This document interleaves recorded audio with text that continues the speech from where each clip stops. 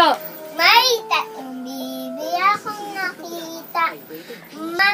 Mataba, mapayat na nga bibi. Ngunit ang pakpak sa likod ay iisa. Siya rin na nagsabi ng kwak, kwak, kwak, kwak, kwak. Siya rin na nagsabi ng kwak, kwak, kwak, kwak, kwak.